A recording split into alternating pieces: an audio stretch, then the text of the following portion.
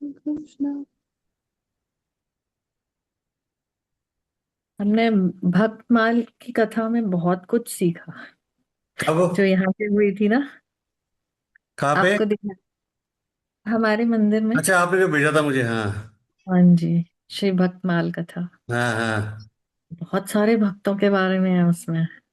वो जितनी कवर कर पाए 5 दिन में उन्होंने किया। हाँ हाँ। बट सच में अमेजिंग था वो। डेफिनेटली कहीं ऐसी जगह बैठते हैं तो कुछ ना कुछ नया सीखने को मिलता है, पक्की बात है। हम्म।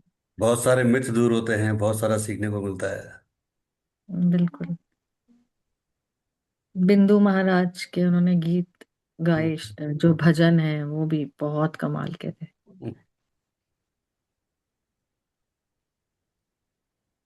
प्रणाम गुरु जी। खुश रहो जी। चलिए। श्री राम राम रामेति रमे रामे मनोरमे सहस्रनाम तत्तुल्यं श्री राम नाम वरानने। श्री राम राम रामेति रमे रामे मनोरमे सहस्रनाम तत्तुल्यं श्री राम नाम वरानने।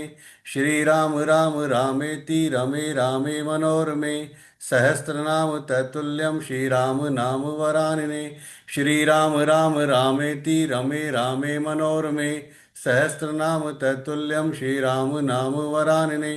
श्रीराम राम रामेति रमे रामे मनोरमे सहस्रनाम तत्तुल्यं श्रीराम नाम वरानने।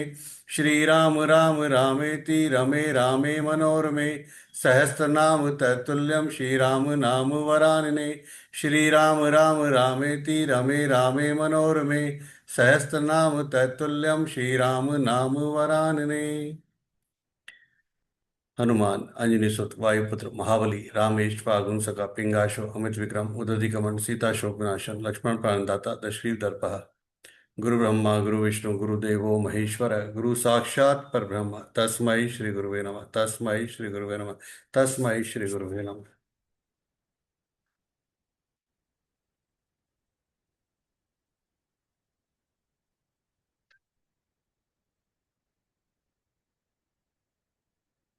श्रीमद् भगवत गीता चतुर्दशो अध्याय 14th अध्याय। ओम श्री परमात्मे नमः। पिछले अनेक अध्यायों में योगेश्वर श्री कृष्ण ने ज्ञान का स्वरूप स्पष्ट किया।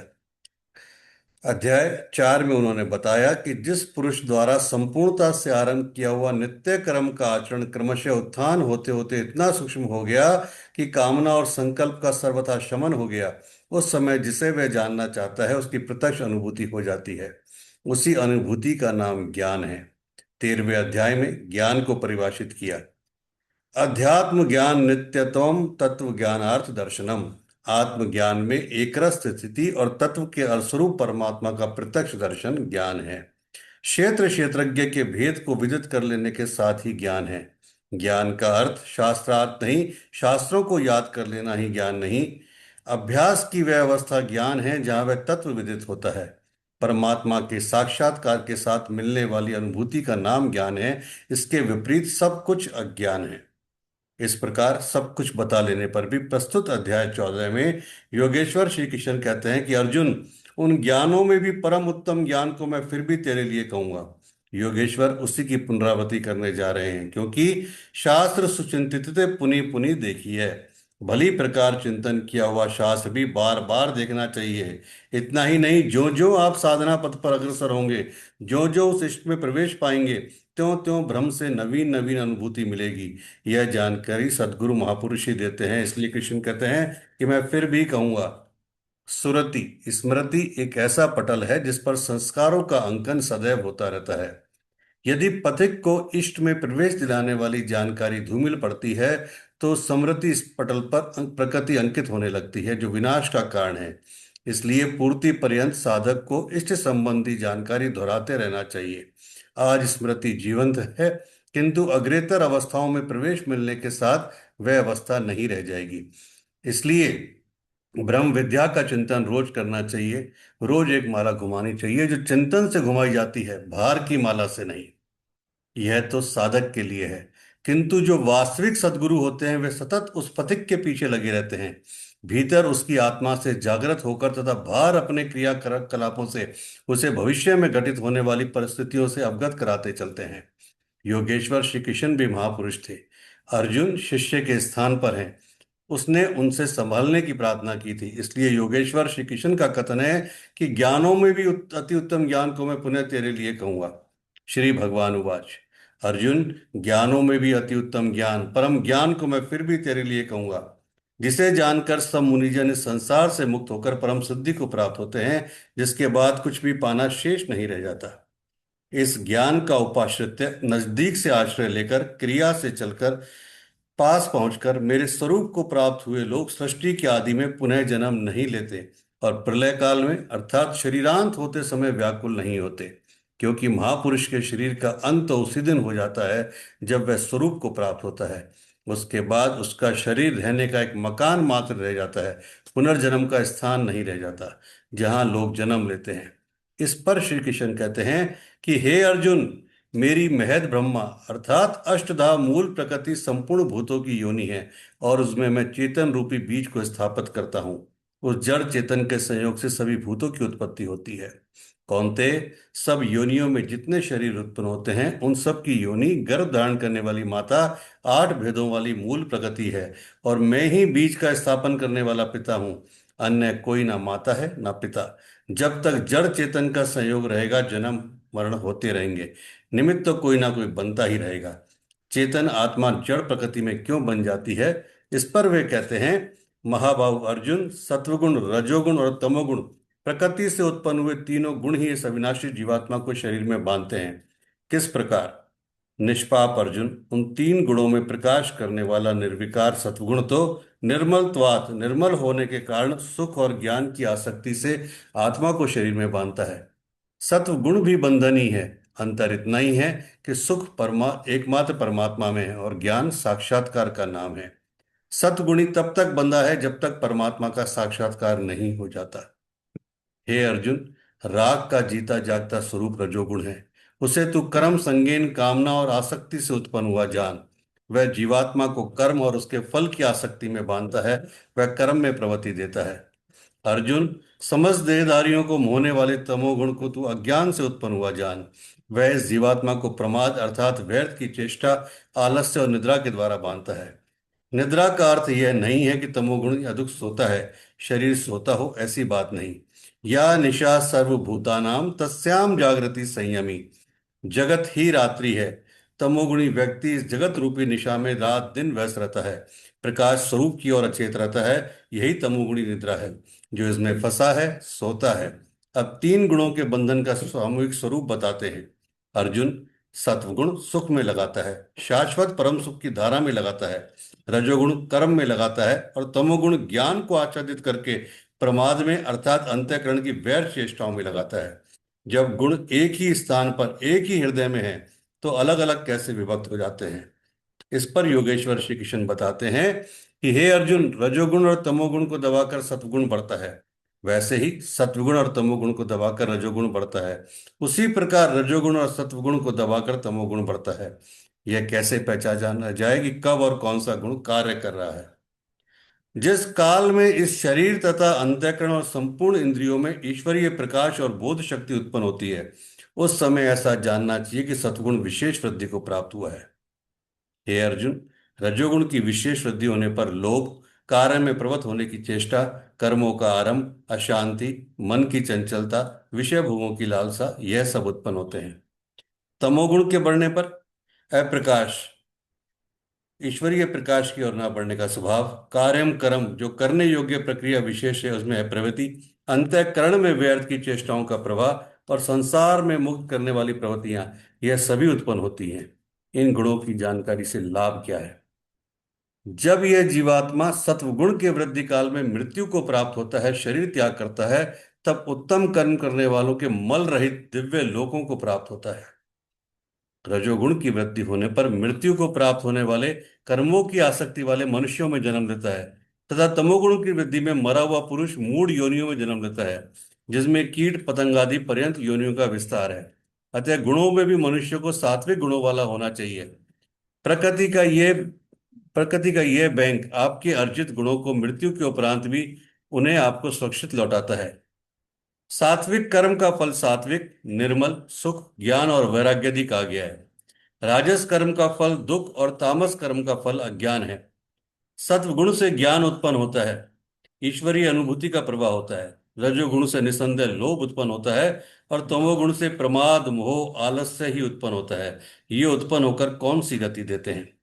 सत्वगुण में स्थित हुआ पुरुष उधर्व मूलम, उस मूल परमात्मा की ओर प्रवाहित होता है, निर्मल लोकों को जाता है। रजोगुण में स्थित राजस पुरुष मध्यम श्रेणी के मनुष्य होते हैं, जिनके पास ना सात्विकम विवेक वैराग्य ही होता है और न अधम कीट पतंग योनियों में जाते हैं, बल्कि पुनर्जन्म को प्राप्त होते हैं। और निंदित तमोगुण में प्रवृत्त हुए तामस पुरुष अधोगति अर्थात पशु पक्षी कीट पतंग आदि अधम योनियों को प्राप्त होते हैं। इस प्रकार तीनों गुण किसी न किसी रूप में योनि के ही कारण हैं। जो पुरुष गुणों को पार कर लेते हैं वे जन्म बंधन से छूट जाते हैं और मेरे स्वरूप को प्राप्त होते हैं। इस पर कहते हैं कि जिस काल में दृष्टा आत्मा तीन गुणों के अतिरिक्त अन्य किसी को करता नहीं देखता और तीनों गुणों से अत्यंत परे परम तत्व को वेति विदित कर लेता है, उस समय वह पुरुष मेरे स्वरूप को प्राप्त होता है। यह बौद्धिक मान्यता नहीं है कि गुण गुणों में बरतते हैं। साधन करते करते एक ऐसी अवस्था आती है जहां उस परम से अनुभूति होती है कि गुणों के सिवाय कोई करता नहीं देखता। उस समय पुरुष तीन गुणों से अतीत हो जाता है। यह कल्पित मान्यता नहीं है। इसी पर आगे कहते हैं कि पुरुष इन स्थल शरीरों की उत्पत्ति के कारण रूप तीन गुणों से अतीत होकर जन्म, मृत्यु, वृद्धावस्था और सब प्रकार के दुखों से विशेष रूप से मुक्त होकर अमृत तत्व का पान करता है। इस पर अर्जुन ने प्रश्न किए, प्रभु, इन तीन गुणों से अतीत हुआ पुरुष किन किन लक्षणों से युक्त होता है और किन प्रकार के आचरणों वाला होता है तथा मनुष्य किस उपाय से इन तीन गुणों से अतीत होता है? अर्जुन के उपरोक्त तीन प्रश्नों का उत्तर देते हुए योगेश्वर श्री कृष्ण ने कहा कि अर्जुन, जो पुरुष सत्वगुण के कार्य रूप ईश्वरीय प्रकाश, रजोगुण के कार्य रूप प्रवृत्ति और तमोगुण के कार्य रूप मोह को ना प्रवृत्त होने पर तथा बुरा बुरा समझता है और ना निवृत्त होने पर उनकी आकांक्षा करता है, जो इस प्रकार उदासीन के सदृश स्थित हुआ, गुणों द्वारा विचलित नहीं किया जा सकता, गुण ही गुणों में बरतते हैं, ऐसा यथावत जानकर उस स्थिति से चलायमान नहीं होता, तभी वह गुणों से अतीत होता है। जो निरंतर स्वयं में अर्थात आत्म भाव में स्थित है, सुख और दुख में सम है, मिट्टी पत्थर और स्वर्ण में भी समान भाव वाला है, धैर्यवान है, जो प्रिय अप्रिय को बराबर समझता है, अपनी निंदा तथा स्तुति में भी समान भाव वाला है, जो मान और अपमान में सम है, मित्र और शत्रु पक्ष में भी सम है, वह संपूर्ण आरंभों से रहित हुआ पुरुष गुणातीत कहा जाता है। श्लोक 22 से 25 तक गुणों से अतीत पुरुष के लक्षण और आचरण बताए गए कि वह चलायमान नहीं होता, गुणों के द्वारा विचलित नहीं किया जा सकता, स्थिर रहता है। जो पुरुष अव्यभिचारिणी भक्ति द्वारा अर्थात इष्ट के अतिरिक्त अन्य सांसारिक स्मरणों से सर्वथा रहित होकर योग द्वारा अर्थात उस नियत कर्म द्वारा मुझे निरंतर बसता है, वह इन तीन गुणों का अच्छी प्रकार उल्लंघन करके पर भ्रम के साथ एक होने के योग्य होता है, जिसका नाम कल्प है। भ्रम के साथ एक ही भाव हो जाना ही वास्तविक कल्प है। अनन्य भाव से नियत कर्म का आचरण किए बिना कोई भी गुणों से अतीत नहीं होता।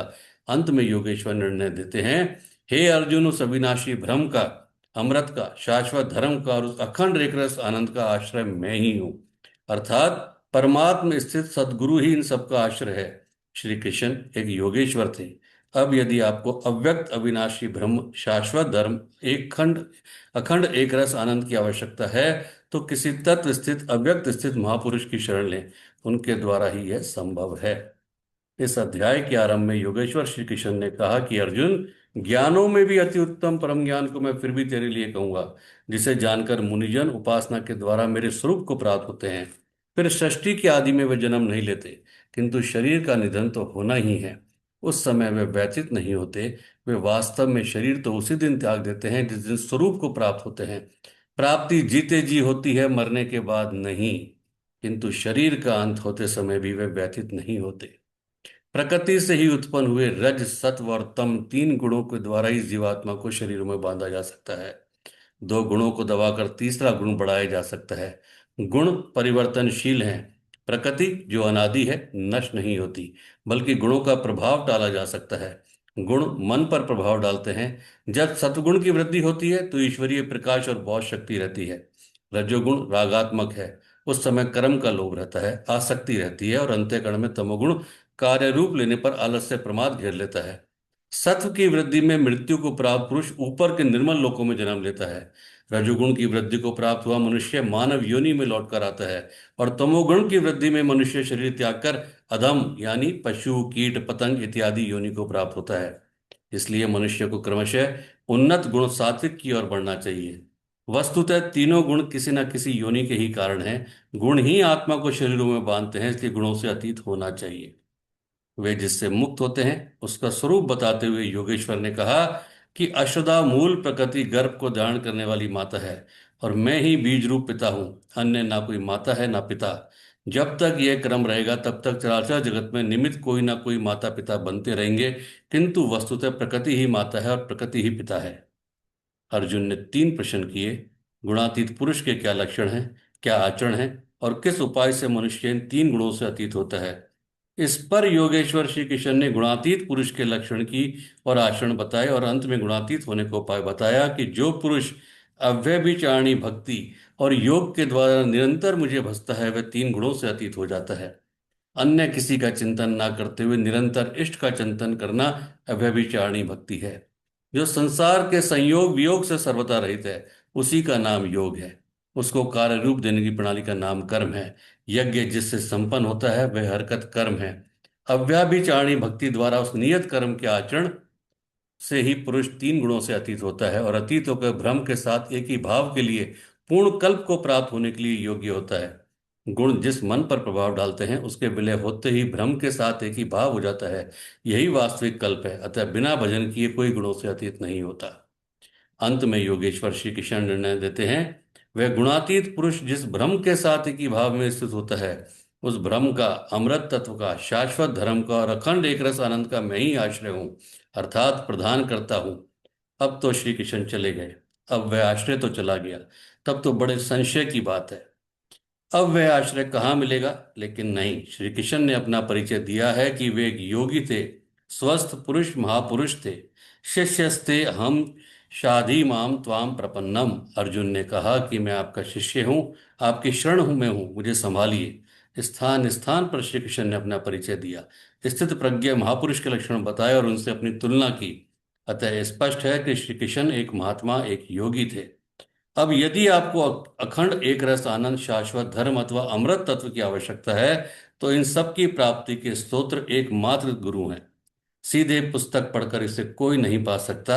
जब वही महापुरुष आत्मा से अभिन्न होकर रति हो जाते हैं तो शनय शनय अनुरागी को संचालित करते हुए उसके स्वरूप तक, जिनमें वे स्वयं प्रतिष्ठित हैं, पहुंचा देते हैं।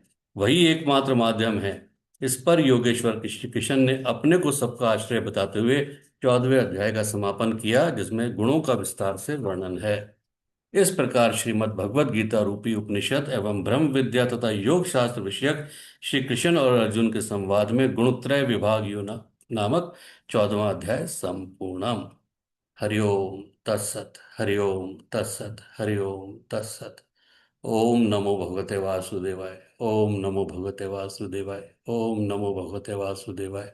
ओम नमो भगवते वासुदेवाय। ओम नमो भगवते वासुदेवाय। ओम नमो भगवते वासुदेवाय। ओम नमो भगवते वासुदेवाय। जब हम भक्ति में जाते हैं तो एक ऐसी अवस्था आती है कि सबसे पहले तो हम मूर्ति के पीछे भागते हैं कि कोई मूर्ति दिख जाए। माँ काली की मूर्ति, कृष्ण जी की मूर्ति, राम जी की मूर्ति, शिवलिंग दिख जाए। फिर शिव जी पे जल चढ़ाना, दूध चढ़ाना, कृष्ण जी के लिए मुकुट लाना, बांसुरी लाना, पता नहीं क्या क्या। फिर अवस्था आती है कि रोज मंदिर जाया जाए। एक दिन मंदिर नहीं गए तो पता नहीं क्या होगा। फिर मंदिर जाने की बारी आती है। फिर अवस्था आती है सुबह शाम दीपक जलाया जाए, अगरबत्ती की जाए।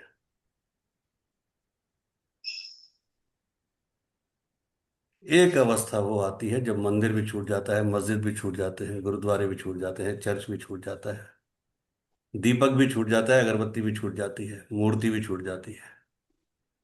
फिर कुछ नहीं रहता। और वही अवस्था सर्वोच्च अवस्था है जब सब छूट जाता है। फिर जहां आप बैठ गए ना, वही वो है। जहां मन में ये संशय नहीं कि आज एकादशी है तो मैंने चावल क्यों खा लिए, आज अगर गंगा एक आध गंगा दशहरा है तो मैंने गंगा स्नान क्यों नहीं किया? आज अगर रामनवमी है तो मैं राम के मंदिर क्यों नहीं गया, क्यों नहीं गई? आज अगर शिवरात्रि है तो मैंने शिवलिंग पे जल ही नहीं चढ़ाया, तो पता नहीं शिव जी नाराज हो जाएंगे। जब सब कुछ आपके शरीर में ही समा जाए और बैठे बैठे ही सारे काम हो जाए, मतलब जिस जगह पर आप बैठे हो वहीं शिवलिंग को धारा भी दे दो, वहीं गंगा में स्नान भी कर लो, वहीं वासुदेव के दर्शन भी कर लो, वहीं बाल गोपाल के दर्शन कर लो, नवरात्र में वहीं पे नौ देवियों के दर्शन हो जाए बैठे बैठे ही। कोई दीपक नहीं, कोई चौकी का वो नहीं कि चौकी लगा रहे हैं 9 दिन तक पूजा कर रहे हैं। जब वो अवस्था आती है ना, तब कुछ और अनुभूति होती है। बाकी सब तो क्या है कि एक इंस्टाग्राम के रील के लिए, फेसबुक के लिए, अपने आप को संतुष्ट करने के लिए, ठीक है कि मैंने 9 दिन के नवरात्रे किए, मैंने 9 दिन का ये किया, मैंने 9 दिन के व्रत किए, मैंने 9 दिन के जप किए, मैंने ये किया, मैंने वो किया। और हकीकत तो ये है कि जब वास्तव में एक किसी महापुरुष के, या किसी जिसे कहें कि हम लोग सदगुरु के, या किसी ऐसी एक शख्सियत कोई आपको आपको आशीर्वाद देने के लिए अगर आपको मिल जाती है, तो फिर राम कृष्ण हरि सारे नाम हट जाते हैं, फिर उन्हीं के अंदर सब कुछ आता आ जाता है। उन्हीं के अंदर राम, उन्हीं के अंदर शिव, उन्हीं के अंदर कृष्ण, उन्हीं के अंदर हरि, उन्हीं के अंदर नवरात्रि, उन्हीं के अंदर पुण्य, उन्हीं के अंदर पाप, उन्हीं के अंदर सब कुछ आ जाता है। लेकिन इसको स्वीकार कर पाना बहुत टिपिकल होता है। क्योंकि प्रॉब्लम यह है कि वो हमें सामने मनुष्य रूप में दिखाई देते हैं, और जैसे ही मनुष्य रूप में दिखाई देते हैं तो हमारा दिमाग चलने लगता है। अरे, फिर हम अपने लिफाफे का वजन देखते हैं कि ये देखे इतना काम होगा, ये देखे इतना काम होगा, फिर हम वहां पे दिमाग लगाते हैं।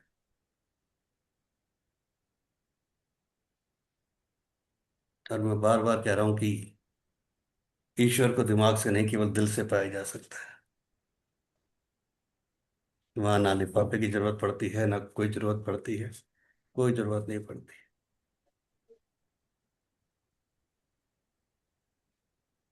और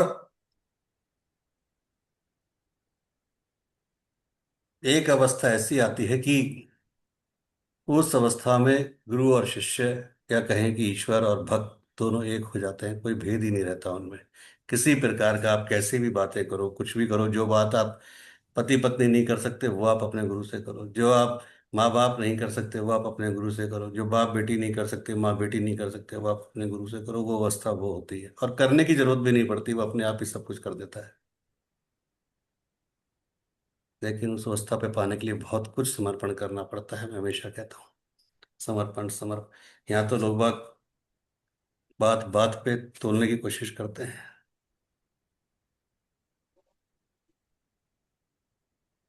तो जब तक वो तराजू लेकर बैठे हुए हैं तब तक बस केवल यही है कि ठीक है, फिर बाहर का आडंबर चलता रहेगा। आपने कुछ पूछा, किसी ने कुछ जवाब दिया, आपने कुछ बोला, किसी ने कुछ जवाब दिया। जब बिना कहे सारे काम होने लग जाएं, बिना कहे वो खुद करने लग जाए, जब सब कुछ उसका सुन, तब चीजें कार्य रूप लेती हैं, तब मूर्त रूप लेती हैं। और इसीलिए कहते हैं कि शायद कोई करोड़ों में एक ही वहां तक पहुंच पाता है, क्योंकि ये भारी दुनिया है, इसको छोड़ पाना इतना आसान नहीं है। छोड़ पाने का मतलब ये नहीं कि हमके कोई घर परिवार छोड़ना है। छोड़ पाने का मतलब उन सब चीजों को, उन विकारों को, या उस तरह का विश्वास पैदा करना अपने अंदर, वो बहुत बड़ी बात है। क्योंकि अगर आप किसी को तराजू में तोलते हो तो वो भी तो आपको तराजू में तोलता है, वो भी तो टेस्ट लेता है कि देखूं सही।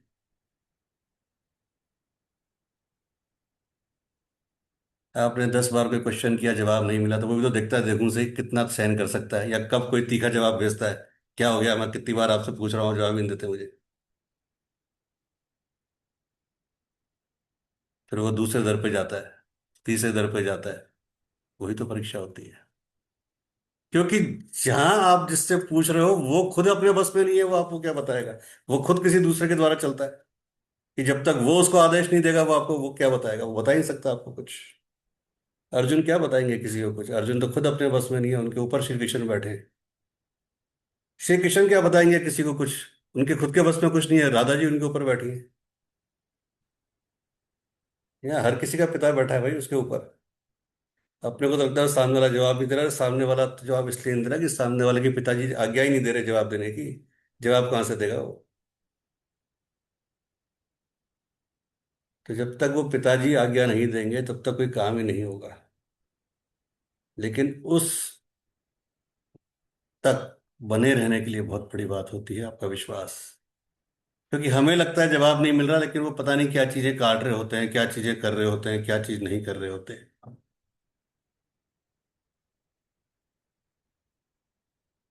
लेकिन हाँ, ये उनको ही पता होता है कि अब ये भटक रहा है, अब ये दूसरी जगह जा रहा है, तीसरी जगह जा रहा है, वहां कर रहा है, ये कर रहा है, वो बात कर रहा है।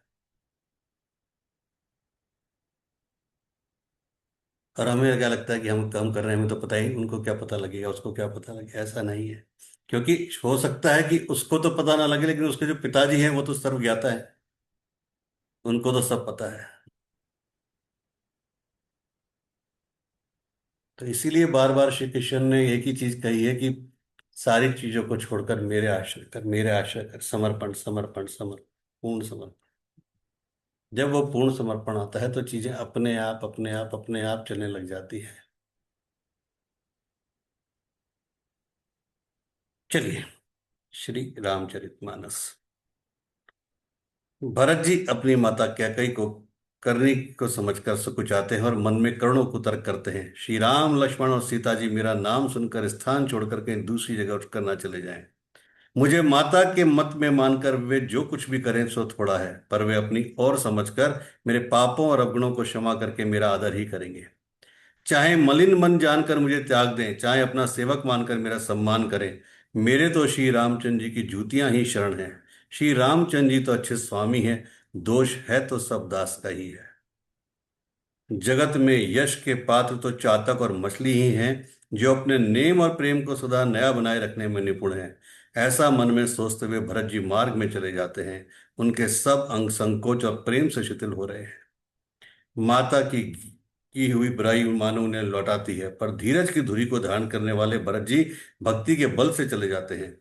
जब श्री रघुनाथ जी के स्वभाव को समझते हैं, तब मार्ग में उनके पैर जल्दी जल्दी पड़ने लगते हैं। उस समय भरत जी की दशा कैसी है, जैसी जल के प्रवाह में जल के भौरे की गति होती है। भरत जी का सोच और प्रेम देखकर उस समय निषाद विदेह हो गया। मंगल शकुन होने लगे। उन्हें सुनकर और विचार कर निषाद कहने लगा, सोच मिटेगा, हर्ष होगा, पर फिर अंत में दुख होगा। भरत जी ने सेवक के सब वचन सत्य जाने और वे आश्रय के समीप जा पहुंचे। वहां के वन और पर्वतों के समूह को देखा तो भरत जी इतने आनंदित हुए, मानो कोई भूखा अच्छा भोजन पा गया हो। जैसे इति के भय से दुखी हुई और तीनों आध्यात्मिक, आदि दैविक और आदि भौतिक तापों तथा क्रूर ग्रहों और महामारियों से पीड़ित प्रजा किसी उत्तम देश और उत्तम राज्य में जाकर सुखी हो जाए, भरत जी की गति ठीक उसी प्रकार की हो रही है।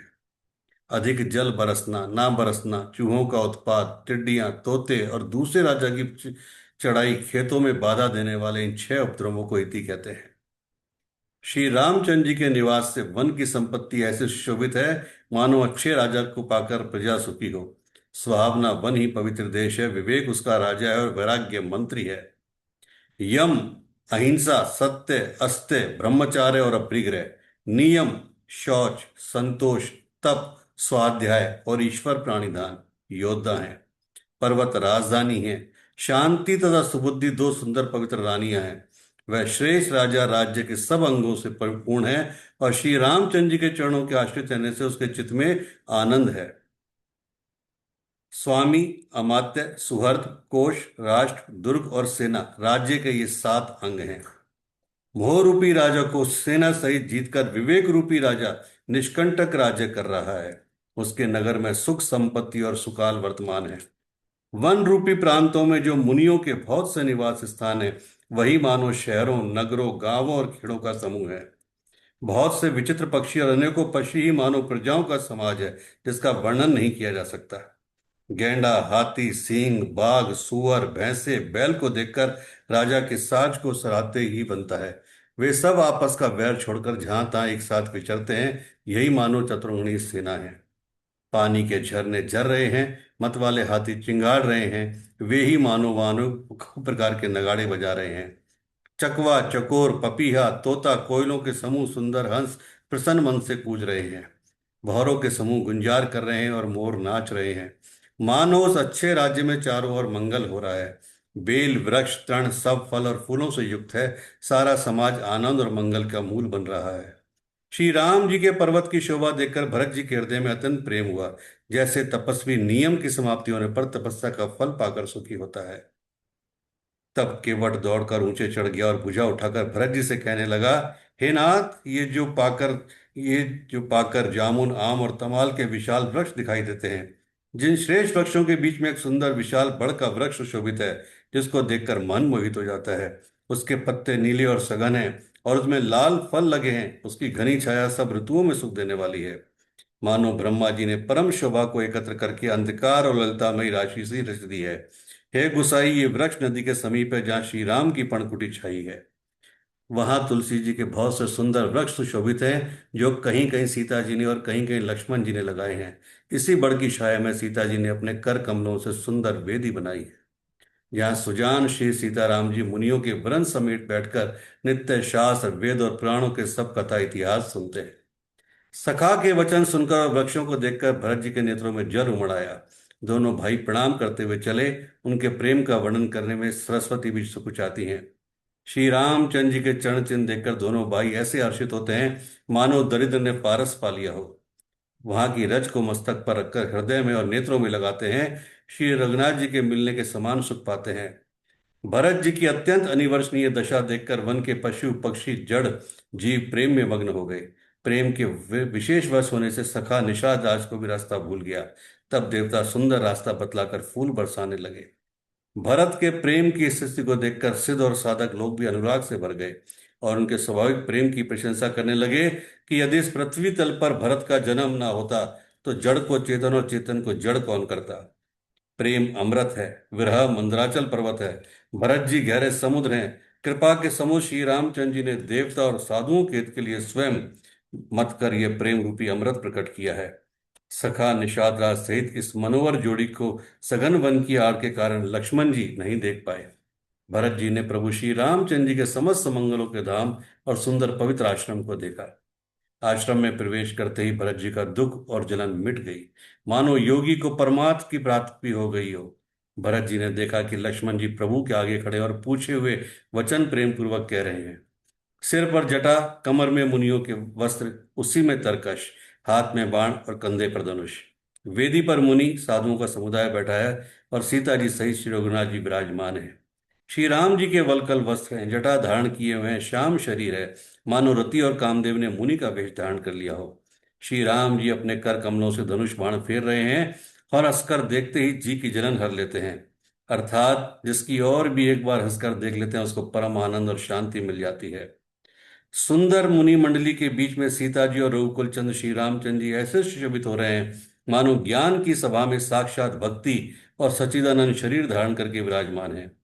छोटे भाई शत्रुघ्न और सखा निषाद राज समेत भरत जी का मन मग्न हो रहा है। हर शोक, सुख, दुख आदि सब भूल गए।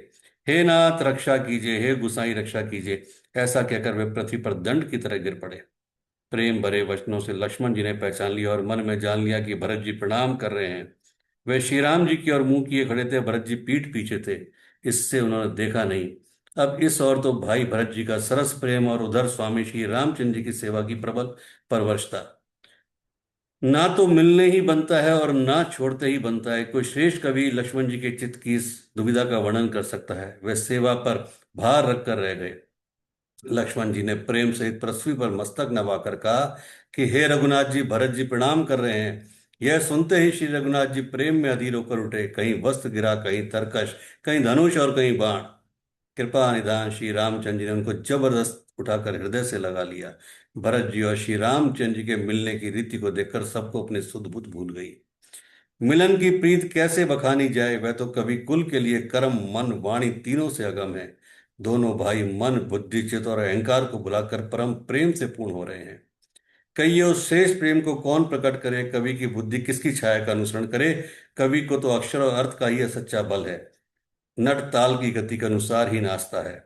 भरत जी और श्री रघुनाथ जी का प्रेम अगम्य है, जहाँ ब्रह्मा, विष्णु और महादेव भी का मन नहीं जा सकता। उस प्रेम को मैं कुबुद्धि किस प्रकार कहूं। भला गांडर की ताज से भी कहीं सुंदर राग बज सकता है।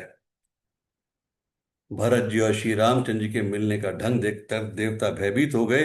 उनकी धुकधुकी धड़कने लगी। देवगुरु बृहस्पति ने समझाया, तब वे मूर्ख कहीं चेते और फूल बरसाकर प्रशंसा करने लगे। फिर श्री राम जी प्रेम के साथ शत्रुघ्न से मिलकर केवट निषाद राज से मिले। प्रणाम करते हुए लक्ष्मण जी से भरत जी बड़े ही प्रेम से मिले।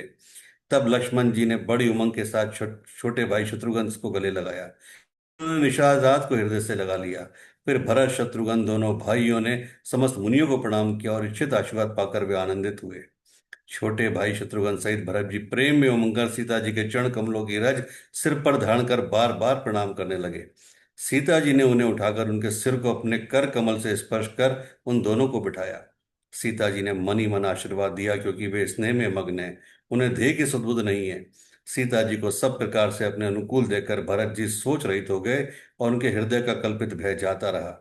उस समय ना तो कोई कुछ कहता है, ना कोई पूछता है। मन प्रेम से परिपूर्ण है, वह अपनी गति से खाली है। ये जो चीज आई है ना कि उस समय कोई कुछ कह नहीं पाता। आप कभी भी देखिएगा कि आपकी बहुत इच्छा है कि मुझे माँ कामाख्या के मंदिर जाना है, आपकी बहुत इच्छा है कि मुझे बांके बिहारी जाना है, वृंदावन, आपकी बहुत अच्छा है कि मुझे महाकाल जाना है, उज्जैन, कहीं भी जाना है, और बहुत सारे क्वेश्चन लेके जाना है, ये भी पूछना है, ये भी पूछना है, ये भी बोलना है। लेकिन जब वहां जाते हैं ना, सब कुछ भूल जाते हैं। उन बांके बिहारी को देख के, महाकाल को देख के, माँ को देख के सब कुछ भूल जाते हैं। बहुत ज्यादा प्रेम में हो गए तो आंखों से आंसू आते हैं, कुछ समझ में नहीं आता कि क्या बोलें, बस देखने के बाद जी भर के देख लें। और हकीकत तो ये है, वो जी भर के देख भी नहीं पाते, है ना। वहां पे आंखें भी साथ छोड़ देती है।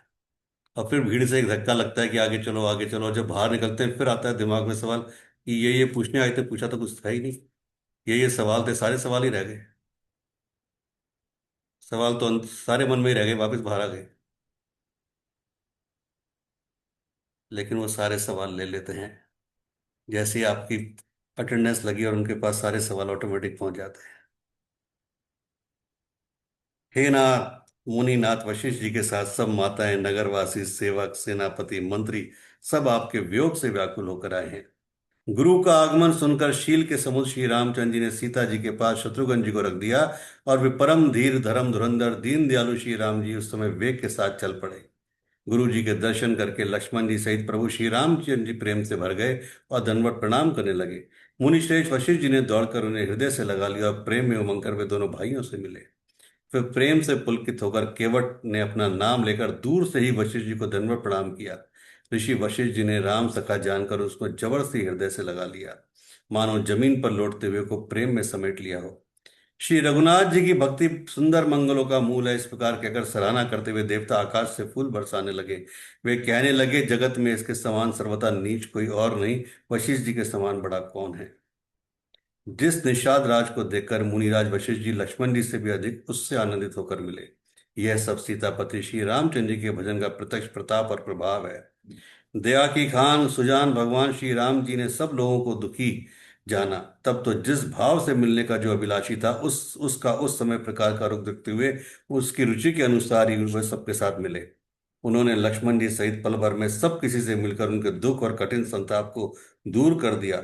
श्री रामचंद्र जी के लिए यह कोई बड़ी बात नहीं है, जैसे करोड़ों घड़ों में एक ही सूर्य की पृथक पृथक छाया एक साथ दिखाई देती है।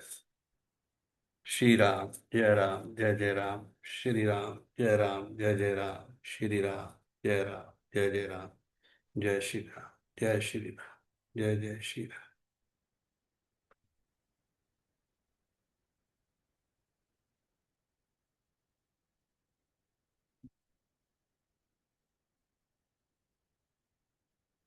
क्वेश्चन है किसी का? हाँ जी, राधिका जी पूछिए। सत्वगुण कैसा बनना है गुरुदेव? जी। सात्वगुण, सत्वगुण तीन गुण है ना, सात्विक, राजो, तामस। हाँ, इस ये तीन गुण सभी लोगों में होते हैं। सभी में, सब मेरा में, सब में। नॉट एक ओनली सभी लोगों में, एनिमल्स में भी होते हैं। Okay, but to improve our self, so I want to develop more sattva. So what is the practice I should do for improving sattva? Why? Practice क्या Because करनी है? by practice, we are so much anger, we are so much, so many affections. By seeing the others, we are jealous. By seeing the imperfect, we are getting anger. So I want to control, but I am unable to control. I don't want to complain, but I am going on complaining. This fellow is doing wrong. So I am unable to control that, but I want to tell to my higher authorities. But in the same way, the higher authorities also combining with these fellows, and they are also doing the same practice without controlling them. So in what way I should control? Is I am able to control that? दीजिए पूनम जी, answer दीजिए। राधे राधे गुरुजी। Radhe Radhe ji. Radhe Radhe. Honestly ये battle हम सब में है और हो भी रहा है। ऑनेस्टली बता रही हूँ, मैं सत्संग ज्वाइन करे जब से गुरुजी के साथ क्लासेस अटेंड कर रही, जो आप कह रहे हो ये होता था। एंड मैं 30% रिकवर हो गई हूँ। वो कैसे हो रहा, क्या हो रहा, मुझे नहीं पता। मुझे 30% आप जैसे जो कंप्लेंट्स, मतलब जो भी आप बता रहे हो, ये होता था। पर अब मुझे लगता है छोड़ो ना यार, और किसी को देखे वो उसका कर्म है, और कुछ बोल देता ठीक है ना, बोल ही तो रहा है, मेरा क्या जा रहा है, उसकी एनर्जी जा रही। अब ये मुझे कुछ हुआ है। दूसरी चीज, जब भी ऐसा कभी होता है तो थैंक्स टू गुरुजी। पहले मैं जैसे एक बार बोल चुकी हूँ कि आजकल मैं ध्यान लगाती हूँ तो मुझे गुरुजी की फीलिंग्स देखो, एनर्जीज फील होती है। आपको जब भी अगर ऐसा हो रहा है ना, आप जिस भी डाइटी को मानते हो या गुरुजी को आंख बंद करके एक बार स्मरण करो। इंस्टेंट इंस्टेंट चेंज हो रहा है मेरे साथ, जो मैं देख रही हूँ मेरी डेली लाइफ में, चाहे वो एंगर इश्यूज हो, जो भी इशू है, ये मेरा एक्सपीरियंस आजकल ये चल रहा है। एंड बस, और तो मुझे कुछ नहीं पता। Thank you, ma'am. Thank you so thank you. much. Radhe Radhe. Radhika ji, already आप इसी पथ पे चल रही हो, क्योंकि जब आपको ये पता है कि मेरे अंदर ये कमियां हैं, सबसे बड़ी बात तो ये है अपना सेल्फ एक्सेप्टेंस। एनालिसिस करना, है ना। जब आपने अपने ये जान लिया कि यस, ये मेरी वीकनेसेस हैं, कि मैं जेलस हूँ, मुझे एंगर है, मुझे ये है, मुझे वो है, तो ये मान लीजिए कि 50% काम तो आपका हो गया, क्योंकि आपके अंदर एक्सेप्टेंस आ गई। एक्सेप्टेंस इस चीज की, और देखिए एक्सेप्टेंस भी दो तरह की होती है। एक एक्सेप्टेंस वो होती है जो आप केवल मनी मन में अपने से बोल रहे हो कि हाँ।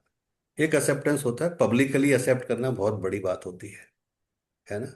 पब्लिकली में भी, चाहे वो 2 जने हो, चाहे वो 200 जने हो, चाहे 2000 हो, वो एक्सेप्टेंस करना बहुत बड़ी बात है कि मेरे अंदर ये वीकनेस है और अभी भी है। और अगर ये वीकनेस, उन वीकनेसेस को, या जो भी एक पॉइंट है उनको अगर आप एक्सेप्ट कर रहे हो, तो ये मान लो कि 50% आप जीत गए। बिल्कुल सही पथ पे चल रहे हो आप। वो खींच रहा है आपको अपनी तरफ, और वो धीरे धीरे अपने आप ही रिमूव कर देगा, आपको कुछ करने की जरूरत नहीं है। बस आप तो टोटल, जिसे कह सकते हैं ना, जिस भी आप ईश्वर को मानती हो, जिस भी इष्ट को मानती हो, उनको प्रॉपर सरेंडर करते जाओ कि ये भी आप ले लो, ये भी आप ले लो, ये भी आप ले लो। सब आपके हवाले, अच्छा भी आपके हवाले, बुरा भी आपके हवाले, सब कुछ आपके हवाले। वो अपने आप ले लेंगे जब लेना होगा। और आप चल रही हो ऑलरेडी उस पे, इसमें इसलिए कोई ऐसी बात नहीं है कि आपको कोई अलग से कोई प्रैक्टिस करनी है कि आंख बंद करके मेडिटेशन करना है, ये करना है, वो करना है। नहीं, ऐसा कुछ नहीं है। और गुरुदेव, योग होना, योग मीन्स क्या है? क्या होना? योग, आप बोले ना, सात्व के बाद प्रकृति माता है, प्रकृति पिता है, उसके बाद आप बोले योग में होना, बोल के बोला। मगर मुझे योग होने का मतलब ये होता है कि आप प्रकृति माता, प्रकृति की नेचर से बड़ा कुछ भी नहीं है। जो नेचर आपको देती है, जिस कंडीशन में आपको नेचर लेके आती है ना, जब आप पैदा होते हो अपने माँ से, जब आपकी मदर आपको डिलीवर करती, जिस कंडीशन में आते हो उसी कंडीशन में आप वापस जाते हो। ये प्रकृति का रूल है। जो आप लोगे एज इट इज आपको देना पड़ेगा। आप एक सांस लेते हो, दूसरी सांस जाती है। हर चीज देख लो आप, है ना।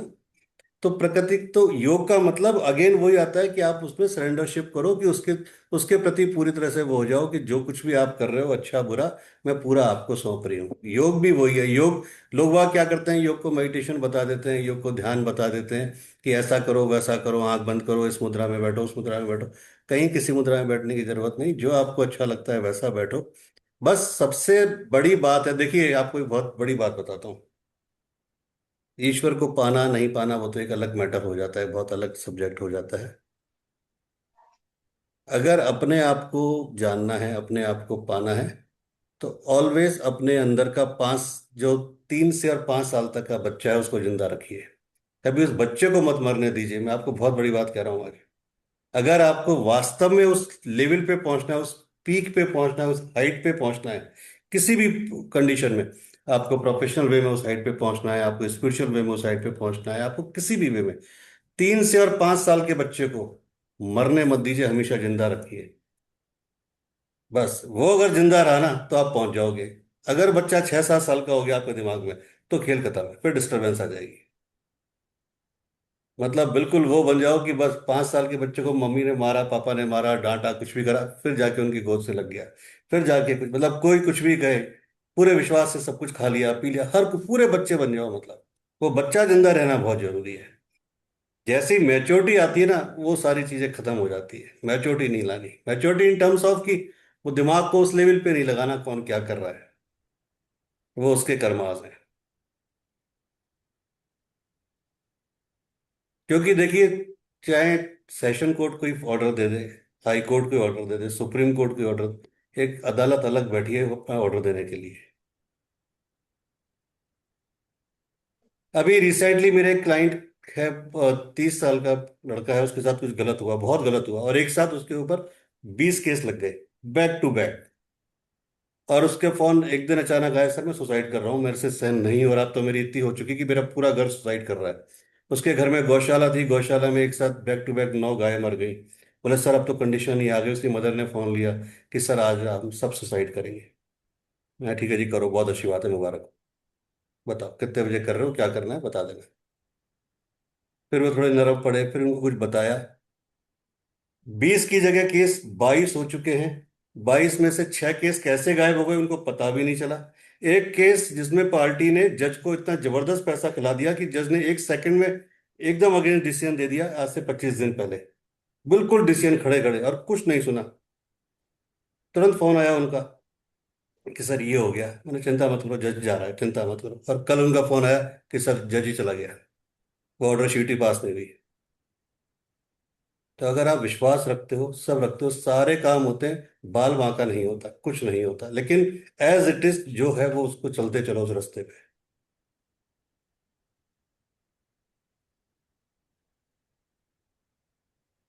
एक लड़का जो 50,000 रुपये कमा रहा है, जिसको मैंने ये बोला कि जब आज वो रह रहा है दिल्ली में 12,000 के कमरे पे, मैंने कहा नहीं इस कमरे को छोड़ दे और एक काम कर, वहां शिफ्ट हो जा, यहाँ मुझे रिस्क लग रहा है। और वहां पे उसको वो फ्लैट मिला 25,000 रुपये का। 50,000 कमाने वाले को 25,000 का फ्लैट मिला।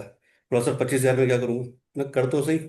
उसने वो भी ले लिया, आज 6 महीने हो गए, बड़े आराम से कर रहा है। उसका इंसेंटिव भी इतना बनने लग गया कि उसको फिर महसूस ही नहीं होता कि 50,000 का है। उससे ज़्यादा तो इंसेंटिव कमा रहा है। बोले सर मैंने तो सोचा भी नहीं था ऐसा हो जाएगा। विश्वास में बहुत बड़ी ताकत है, और करने वाला कोई और है। मैं भी आपकी तरह अर्जी लगाता हूँ कि भाई देख लेना, जरा संभाल लेना। करने वाला तो कोई और ही है, मैं तो माध्यम हूँ एक। तो वही करता है, वही करवाता है, बस विश्वास पूरा होना चाहिए, चाहे किसी भी तरीके का हो। तो जो युग वाली बात कही, वो युग योग भी वही है कि बस आप प्रॉपर सरेंडरशिप करके जिस भी रास्ते पे चल रही हो उस पे चलते रहो, एक निर्मल बिल्कुल सच्चे मन के साथ। जो भी आपके साथ गलत कर रहा है ऑटोमेटिक साइड हो जाएगा, निशुल्क हो। और पूछिए। गुणातीत पुरुष, जी। गुणातीत पुरुष, अमृत तत्व, स्वस्थ महापुरुष, ये वर्ड्स आपने बोला, मुझे उनका मीनिंग नहीं पता। उनका मीनिंग नहीं पता, छोड़ दीजिए। बड़े थोड़े से इन शब्दों को बाद में बताऊंगा कभी इनका मीनिंग। ओके गुरुदेव।